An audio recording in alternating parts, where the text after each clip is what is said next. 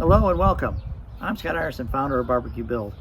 So in this first episode, I'd really like to show you what inspired me to build the channel and, kind of show you what's possible with just a little bit of effort. So without further ado, let's take a look at it. Well, here it is, the Super Deluxe Performer grilling station. Yeah, it's pretty awesome. I'm pretty proud of it. Well, let's get into the features and kind of show you what I did here. As you can see here at first, this is a stainless steel cart that I bought at Sam's. I think it was right around 125 bucks or so, somewhere in there. Then I cut out the circle in the top to allow for the kettle to drop in. It sounds easier than it was, but it still wasn't terrible, right? So let's get a closer look at the kettle. All right, let me open it up and show you how the bail works, and I'll show you that in a minute. But we'll open it up first. So this is a Master Touch deluxe kettle, right? And so to make it a performer style, meaning being able to bolt it into a cart, you gotta cut the front handle off, and then you need brackets, okay? And that would be these right here. And luckily for all of us, those are made by Our Shack Barbecue, Lewis. He makes those brackets. They're stainless steel. They're awesome. They fit. So that allows you to make any kettle a performer kettle, or it'll fold in any cart, or you can do custom like I did. But I'll put a link in if you want to go get those to his website so you can get those. Those are awesome, and I recommend, using them anytime you want to do anything custom and you want to make it in a performer style. So that's one of the mods there. Then on the other part of the kettle, of course, I cut the handle off, and then I put that towards the front of the cart, or I should say to the right hand side, so that you can't see it, because it leaves two little nubs, but you can't see them anyways. And then here too, these also came from Lewis at Our Shack Barbecue. It's hard to see, but it's a little probe port, of course, for my thermal. Works 4-prober. Yeah, so another mod. And then I love my slow and sear. That's in there. I use that most of the time. It's one of my favorite accessories. All right, let's take a closer look at the bail. Okay, yeah, there's a little bit going on here. Now, this probably was one of the biggest fabrication parts I had to do. I had some stainless steel straps that I could cut, which gave me the right angle to put the bail on. So that was easy because I didn't have to bend it or anything, and I just had to drill holes in it. Okay. Next was just went down to Lowe's, got aluminum, heavy duty strip aluminum.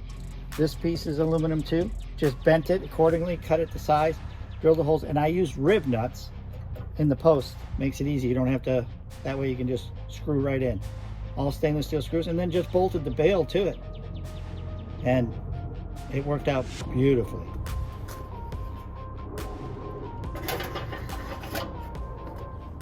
Alrighty, this is a KitchenAid flush mount propane 1-burner that I dropped right in the top. Just cut the rectangle out.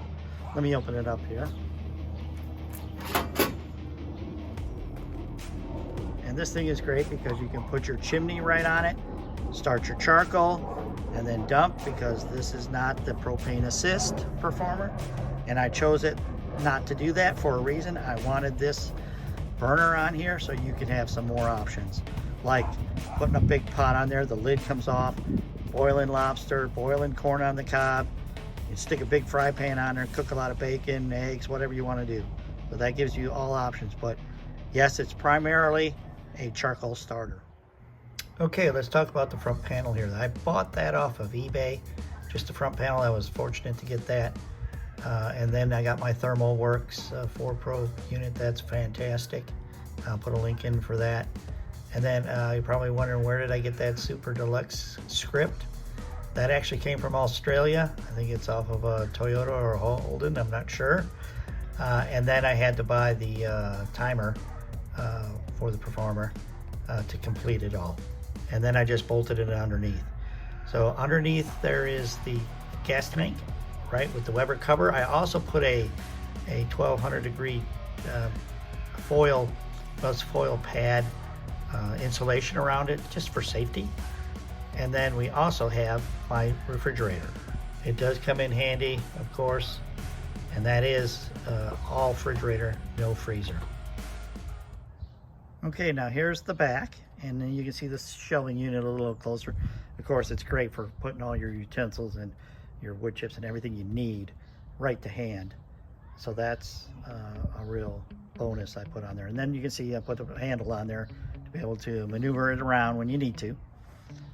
You also can see now how far down the burner hangs down, and then you can see my terminal strip, and that gives me plenty of outlets. And then I just can plug it in with one plug. That's really great. I'm running the refrigerator off of that. I've got a plug-in clamp-on light, and then I have the ThermalWorks bellow system. Let's take a closer look at that.